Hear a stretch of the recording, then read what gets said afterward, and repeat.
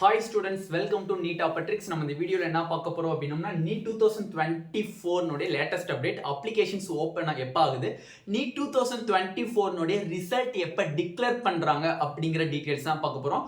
வாங்க வீடியோக்குள்ளே போகிறோம்னா நம்மளோட நீட் ஆப்பட்ரிக்ஸ் சேனலை சப்ஸ்கிரைப் பண்ணிக்கோங்க, கூடவே இருக்கக்கூடிய பெல் பட்டனை கிளிக் பண்ணிக்கோங்க. அப்போ நம்ம போடக்கூடிய வீடியோ உங்கள் நோட்டிஃபிகேஷன் ஆகும். வாங்க வீடியோக்குள்ளே போகலாம். இன்னும் நம்மளோட கெமிஸ்ட்ரி கோர்சஸ் யாருக்கு வேணும் அப்படின்னு நினச்சிங்கன்னா கீழே நம்மளோட அஃபீஷியல் ஆப் லிங்க் இருக்குது. அதை கிளிக் பண்ணி ஆப்பில் போய் டேரெக்டாக நீங்கள் பர்ச்சேஸ் பண்ணிக்கோங்க. ஆல்ரெடி நம்ம வீடியோ போட்டிருந்தோம். ஜேஇ மெயின்ஸில் வந்து எக்கச்சக்கமான ஷிஃப்ட்டில் நம்மளோட கிளாஸ் நோட்ஸ்லேருந்து கிட்டத்தட்ட 20 questions, I means out of 30 கொஷினுக்கு 20 கொஷினுக்கு மேலே நம்மளோட கிளாஸ் நோட்ஸ்லேருந்து வந்திருக்கு அப்படிங்கிறது ஸ்டூடெண்ட்ஸ்னோட அனலைசிஸ் அண்ட் என்னோட அனலைசிஸாக இருந்துச்சு. ஓகே. நெக்ஸ்ட் டெலிகிராம் குரூப்பில் யார் இன்னும் ஜாயின் பண்ணிக்கோங்க. ஃபர்ஸ்ட் ஆஃப் ஆல் நம்ம avoid this mistake in Mach test series அப்படிங்கிற ஒரு வீடியோ போட்டிருந்தோம். அதில் ஒரு 3 கொஷின்ஸ்க்கு நம்மளால ஆன்சர் பண்ண முடியல. எதனால ரீசன் கேட்டிங்க அப்படின்னா, வீடியோ வந்து ரொம்ப லென்த்தாக போயிடுச்சு, 12 மினிட்ஸ் கிட்ட. அதனால தான் நான் வீடியோக்கு அந்த 3 கொஷின்ஸ்க்கு ஆன்சர் பண்ணேன். இப்போ அதில் ஃபர்ஸ்ட் என்னன்னு பார்த்தோம்னா, கொஷின் பேப்பர் லெவல் அப்படிங்கிறது நம்மளுக்கு நார்மலாக பார்த்தீங்கன்னா எவ்ரி இயர் பார்த்தீங்கன்னா டிஃபிகல்ட்டி அப்படிங்கிற ஒரு லெவலை நம்மளுக்கு தொடவே கிடையாது. டிஃபிகல்ட்டியாக இருக்குது, ரொம்ப கஷ்டமாக இருக்குது அப்படிங்கிறது நம்மளுக்கு நீட்ல கிடையாது. அப்போ கொஷின் பேப்பர் லெவல் பார்த்தீங்க அப்படின்னா ஈஸி டு மாடரேட்டாக தான் இருக்கும். ஈஸி டு மாடரேட்டா என்னதுன்னு புரியல எனக்கு. ஈஸி டு மாடரேட்னா நார்மலாக உங்களுக்கு ஒரு 90 கொஷின்ஸ் கேட்குறாங்க அப்படின்னா அதில் ஒரு 60 கொஷின்ஸ் ஈஸியாக இருக்கும், மிச்சம் ரிமைனிங் 30 கொஷின்ஸ் மாடரேட்டாக இருக்கும். அதை தான் நம்ம என்னன்னு சொல்கிறோம், ஈஸி டு மாடரேட்டாக இருக்கும். இல்லை ஆப்ஷன்ஸில் வந்து நம்மளுக்கு கொஞ்சம் ஸ்ட்ரிக்டாக இருக்கும். ஓகேவா? ஓகே. நெக்ஸ்ட் வந்து கொஷின் பேப்பர்ல பாத்தீங்க அப்படின்னா ரெண்டாவது அசஸ் அண்ட் ரீசன் கொஷின்ஸ் கண்டிப்பா இருக்கும். எப்படின்னே சொல்றீங்க அப்படின்னு கேட்டீங்க அப்படின்னா, ஜேஇ மெயின்ஸ் கொஷின் நம்ம அனலைஸ் பண்ணதுல அசஸ் அண்ட் ரீசன் கொஷின்ஸ் நம்மளுக்கு கேட்டிருந்தாங்க. அது மட்டும் இல்லாம ஸ்டேட்மெண்ட் கொஷின்ஸ் வேற கேட்டிருந்தாங்க. இந்த ரெண்டுமே நம்மளுக்கு மெஜாரிட்டியா ஜேஇ மெயின்ஸ் கொஷின் பேப்பர்ல இருந்த ஒரு காரணத்தினாலையும் 2023லயும் அசஸ் அண்ட் ரீசன் ஸ்டேட்மெண்ட் கொஷின்ஸ்னுடைய நம்பர் ஆஃப் கொஷின்ஸ் வந்து அதிகமான காரணத்தினால நமக்கு நீட் 2024ல இது ஒரு முக்கியமான பார்ட்டா இருக்கும். அப்ப நீங்க என்ன பண்ணணும், அசஸ் and reason question bank and statement question பேங்கை வாங்கி நீங்க பிராக்டிஸ் பண்ணிட்டே இருக்கணும். எம்டிஜில கூட நம்மளுக்கு வந்து அசஸ் அண்ட் ரீசனுக்குன்னு சொல்லிட்டு ஒரு தனி புக்கே ரிலீஸ் பண்ணியிருக்காங்க.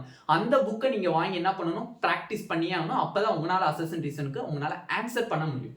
ரெண்டாவது பாருங்க, கொஷின்ஸ் ஃப்ரம் டெலிட்டட் டாபிக்ஸ்ல இருந்து கொஷின்ஸ் வந்திருக்கா அப்படின்னா நிறைய ஸ்டூடெண்ட்ஸ் என்கிட்ட கேட்டது, ஆனா டெலிட்டட் டாபிக்ஸ்ல இருந்து கொஷின்ஸ் வந்திருக்கு, என்ன நான் பண்றது அப்படின்னா, டெலிட்டட் டாபிக்ஸ்ல இருந்து வரவே கிடையாதுப்பா. ஏன்னா லிங்க்டு கொஷின்ஸ்னு சொல்லுவாங்க. நார்மலா வந்து ஒரு லெசன்ஸ்ல ஒரு கான்செப்டை சொல்லியிருக்காங்க அப்படின்னா அந்த கான்செப்டை ஷார்ட் அண்ட் ஸ்வீட்டா இன்னொரு லெசன்ஸ்ல சும்மா சின்னோண்டு இடத்துல எக்ஸாம்பிளாவோ இல்ல அதர் லிங்க்டு கொஷினாவோ நம்மளுக்கு கொடுத்துக்கலாம். அதுல இருந்து தான் கொஷின்ஸ் கேட்டிருக்காங்களே தவிர டெலிட்டட் டாபிக்ஸ்ல இருந்து கொஷின்ஸ் நம்மளுக்கு கேட்கவே இல்லை. இன் ஜேஇ எக்ஸாம் எல்லா ஷிஃப்ட்லயுமே வந்து சொல்றேன், டெலிட்டட் டாபிக்ஸ் வந்து கொஷின்ஸ் வரவே கிடையாது. அது அடிச்சு சொல்லலாம். ஓகேவா? ஓகே. எக்ஸ்பெரிமெண்டல் இருந்து கொஷின்ஸ் வந்திருக்கானே ஜேஇல கண்டிப்பா வந்திருக்குப்பா. பட் ஆனா எல்லா ஷிஃப்ட்லயுமே வரல, ரேண்டமா வந்திருக்கு. நார்மலா பாத்தீங்கன்னா ஜனவரி 31 ஷிஃப்ட்ல கேட்டிருந்தாங்க. பிராக்டிகல்ல இருந்து ஆர்கானிக்ல வந்து நாப்தனினால் அப்படிங்கிற ஒரு கொஷின்ஸ் கேட்டிருந்தாங்க. அப்ப ரேண்டமா தான் கேட்டிருந்தாங்களே தவிர அப்ப நம்பர் ஆஃப் கொஷின்ஸ் அப்படிங்கிறது எக்ஸ்பெரிமெண்டல்ல அதிகமா கிடையாது, லோவா தான் இருக்கு. பட் நீட் 2024ல கேட்கறதுக்கு வாய்ப்பு இருக்கு. எவ்வளவுனே கேட்கலாம். கண்டிப்பா பாத்தீங்கன்னா கெமிஸ்ட்ரியில பாத்தீங்கன்னா ஒரு 5 கொஷின்ஸ் நம்ம எக்ஸ்பெக்ட் பண்ணலாம் இன் பிராக்டிகல் சிலபஸ். அதே மாதிரி பிசிக்ஸ்ல பாத்தீங்க அப்படின்னா அதே 5 கொஷின்ஸ் நம்ம எக்ஸ்பெக்ட் பண்ணலாம் இன் பிராக்டிகல் சிலபஸ். பயாலஜில பாத்தீங்க அப்படின்னா அதே 5 கொஷின்ஸ் நம்ம எக்ஸ்பெக்ட் பண்ணலாம். டோட்டலா ஒரு 15 கொஷின்ஸ் ஹோல் கொஷின் பேப்பர்லயுமே அந்த பிராக்டிகல் சிலபஸ் அப்படிங்கிறது நம்மளுக்கு ஒரு 15 கொஷின்ஸ் கேட்கறதுக்கு வாய்ப்புகள் அதிகமா இருக்கு. ஆனா பயாலஜில எங்க இருக்கு, பயாலஜில வந்து நம்மளுக்கு பிராக்டிகல் சிலபஸ்ங்கிறது families and cockroach and frog, இந்த மூணையும் நம்ம வந்து பிராக்டிகல் சிலபஸா கன்சிடர் பண்ணோம் அப்படின்னம்னா ஒரு 5 கொஷின்ஸ் இந்த டாபிக்ஸ்ல இருந்து வரதுக்கு வாய்ப்புகள் இருக்கு. பிசிக்ஸ்ல இருந்து பிராக்டிகல் வர்றதுக்கு. ஆனா ஜேஇலே கேட்கலையே, அப்ப நம்மளுக்கு எப்படி நான் கேட்பாங்க அப்படிங்கறத தயவு செஞ்சு விட்டுருங்க. ஜேஇ கொஷின் பேப்பர் லெவலை தான் நம்ம பார்க்கணும். ஜேஇ கொஷின் பேப்பர் லெவல் இந்த வருஷம் ஈஸியா இருந்துச்சு அப்படின்னா கண்டிப்பா நீட் 2024 ஈஸி டு மாடரேட்டா தான் இருக்கும். டெஃபினெட்லி கண்டிப்பா ஈஸி டு மாடரேட்டா தான் இருக்கும், ரொம்ப டிஃபிகல்ட்டி லெவலுக்கு போகாது. அப்ப அதுல கேட்கக்கூடிய கொஷின்ஸ் எல்லாம் நம்ம நீட்ல எதிர்பார்க்க முடியாது. நீட்ல வந்து கொஷின்ஸ் வந்து பிராக்டிகல் சிலபஸ் நம்மளுக்கு அதிகமா இருக்கலாம், ஜேஇக்கு கூட கொஞ்சம் லைட்டா டச் விட்டுருக்கலாம். ஓகேவா? அப்போ கொஷின்ஸை பேஸ் பண்ண முடியாது, கொஷின் பேப்பர் லெவலை வேணால் நம்ம பேஸ் பண்ணி சொல்லலாம். ஜேஇக்கும் மெயின் ஈஸியாக இருந்துச்சுன்னா நீட் 2024 கொஷின் பேப்பரும் ஈஸி டு மாடரேட்டாக இருக்கும் அப்படிங்கிறத நம்ம தெளிவாக சொல்லலாம். ரெண்டாவது 2024க்கான அப்ளிகேஷன் நிறைய ஸ்டூடெண்ட்ஸ் என்கிட்ட வந்து ஒரு சர்க்குலரை அமைச்சிருந்தாங்க. இது என்ன ஆகுதுன்னா இது என்னன்னு சொல்லிட்டு ஒரு 1 வீக்காக என்கிட்ட வந்து ப்ரெஷர் பண்ணிட்டு இருந்தாங்க ஸ்டூடெண்ட்ஸ் எல்லாருமே.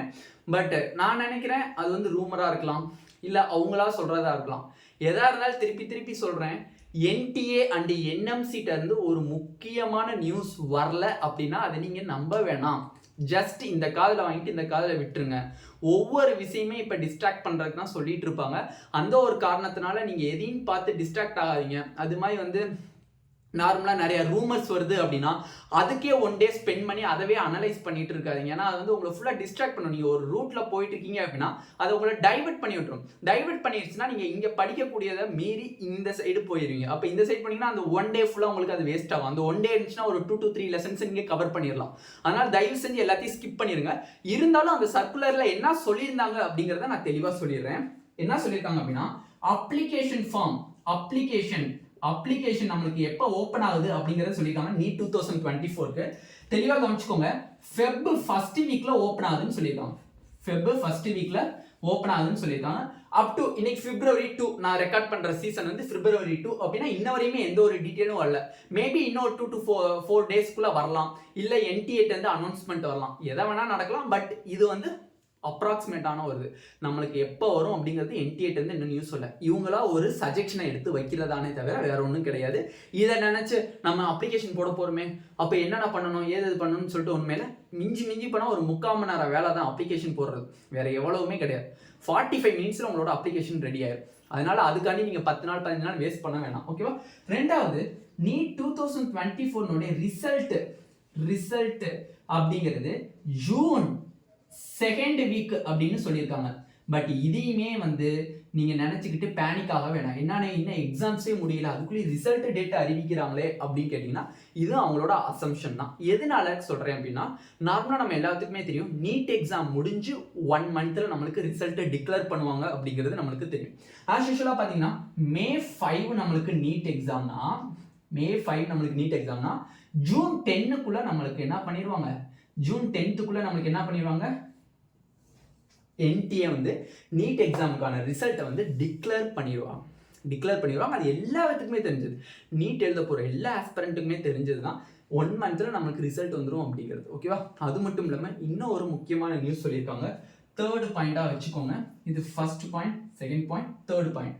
கிட்டத்தட்ட இந்த வருடத்தினுடைய அப்ளிகேஷன் வந்து 22 lakhs கிராஸ் பண்ணும் அப்படிங்கிறது சொல்லியிருக்காங்க. 22 lakhs கிராஸ் பண்ணும் அப்படிங்கிறது சொல்லியிருக்காங்க. இன் தமிழ்நாடுல நியர்லி 1.9 lakhs கிராஸ் பண்ணும் இந்த தடவை அப்ளிகேஷன்ஸ் அப்படின்னு சொல்லியிருக்காங்க. அப்போ தமிழ்நாட்டில் 1.9 lakhs அப்படின்னா தமிழ்நாட்டில் இருக்கக்கூடிய கவர்மெண்ட் சீட்ஸ் பார்த்தீங்க அப்படின்னா 2800 சம்திங் தான் இருக்கு. 2800 சம்திங் சீட்ஸ் இருக்கு எம்பிபிஎஸ் சீட்ஸ். பிரைவேட் காலேஜஸ்ல ஒரு நியர்லி 1700 சீட்ஸ் நியர்லி இருக்கு. Self financing and government medical colleges மட்டும்தான் நான் சொல்லியிருக்கேன். இல்லைண்ணே நான் மேனேஜ்மெண்ட்ல போறேன், நான் டீம்டில் போறேன் அப்படின்னா உங்களுக்கு இது கிடையாது. ஏன்னா டீம்டுக்கோ மேனேஜ்மெண்ட்டுக்கோ நம்மளுக்கு அமௌண்ட் இருந்தால் போதும், மார்க் அவ்வளோ ஸ்கோர் பண்ணணுங்கிறது தேவை கிடையாது. ஓகேவா? டீம்டுக்குலாம் வந்து ஜஸ்ட் பாஸ் ஆயிருந்தீங்கன்னா போதும். ஒரு 120 150 நீங்கள் எடுத்திருந்தா பாஸ் ஆயிருந்தீங்கன்னா உங்களுக்கு ஏதோ ஒரு மெடிக்கல் காலேஜில் சீட் இருக்கு. அதேமாதிரி மேனேஜ்மெண்ட் கோட்டா இருக்கீங்க அப்படின்னா 300+ இல்லை 400+ இருந்துச்சு அப்படின்னா உங்களுக்கு மேனேஜ்மெண்ட்ல கண்டிப்பாக ஏதாச்சும் ஒரு இதில் சீட்டு இருக்கு. பட் நான் ஒரு கவர்மெண்ட் கோட்டாவில் போகணும், கவர்மெண்ட் மெடிக்கல் காலேஜஸில் கவர்மெண்ட் கோட்டாவில் போகணும், செல்ஃப் ஃபினான்சிங் காலேஜஸில் கவர்மெண்ட் கோட்டாவில் போகணும்னா உங்களுக்கு இவ்வளோதான் சீட் இருக்கு. போட்டி போகிறவங்க எவ்வளோ? நியர்லி 2 lakhs ஸ்டூடெண்ட்ஸ் போட்டி போடுறாங்க. பட் 2800 சீட் அண்ட் 1700 சீட்ஸ் மட்டும்தான் நம்மளுக்கு என்னவா இருக்கு, அவைலபிளாக எம்பிபிஎஸ்க்கு இருக்கு. அப்போ இதுக்கு நீங்கள் எப்படி எஃபோர்ட் பண்ணணும் அப்படிங்கிறத இனிமேல் நீங்கள் தான் முடிவு பண்ணணும். தயவு செஞ்சு டிஸ்ட்ராக்ட் ஆகாதீங்க, எந்த ஒரு விஷயத்தையும் கண்டு டிஸ்ட்ராக்ட் ஆகாதீங்க. இன்னும் நீங்கள் மார்க் டெஸ்ட் எழுத ஆரம்பிக்கல அப்படின்னா ஸ்டார்ட் பண்ணிடுங்க. அது யூனிட் வைஸ்லேருந்து கூட ஸ்டார்ட் பண்ணுங்கள். ஃபுல் மார்க் டெஸ்ட்டை கூட மார்ச்லேருந்து ஸ்டார்ட் பண்ணுங்க. ஏன்னா மார்ச்லேருந்து ஸ்டார்ட் பண்ணிங்கன்னா ஏப்ரல் கிட்டத்தட்ட 2 மந்த் சாலிடாக இருக்குது. அந்த 2 மந்த்தில் நீங்கள் ஃபுல் மார்க் டெஸ்ட் எழுதுனீங்க அப்படின்னா ஃபுல் எஃபெக்டிவாக இருக்கும். இந்த 1 மந்த்தை நீங்கள் பிளான் போடுறது தான் உங்களுக்கான மே 5க்கான ஒரு பேஸ்மெண்ட்டாக இருக்கும். ஏன்னா இந்த 1 மந்த் உங்களுக்கு வந்து இன்டர்மீடியட் மந்த்னு நம்ம சொல்லலாம். இந்த 1 மந்த்தில் யூனிட் வைஸ் எழுதுனா எழுதிக்கலாம், இல்லை இன்கம்ப்ளீட் சாப்டர்ஸ் ஃபுல்லாக படிக்கணும்னா இருந்தாலும் படிச்சுக்கலாம். இல்லைன்னா நான் இன்னும் நான் புக்கவே தொடலை அப்படின்னா இந்த 1 மந்த்தில் ஸ்டார்ட் பண்ணால் கூட ப்ரிப்பரேஷன் ஸ்டார்ட் பண்ணிங்கன்னா இந்த மந்த்துக்குள்ளே கூட நம்ம முடிச்சிடலாம். அப்போ எல்லாத்துக்குமே மார்ச் அண்ட் ஏப்ரலில் போய் உங்கள் ப்ரிப்பரேஷன் வைக்காங்க. இந்த 1 மந்த்துக்குள்ளே நீங்கள் முடிக்கிறதுக்கு பார்த்துக்கோங்க. ஏன்னா நம்மளுக்கு இருக்கக்கூடிய சீட்ஸ்னோட எண்ணிக்கையை பார்த்துக்கோங்க. கவர்மெண்ட் மெடிக்கல் காலேஜ் சீட்ஸ் வந்து 2800, செல்ஃப் ஃபினான்சிங் சீட்டு வந்து 1700 சீட்ஸ் நியர்லி இருக்குது. இதுக்குள்ளே தான் நீங்கள் வந்தாகணும்.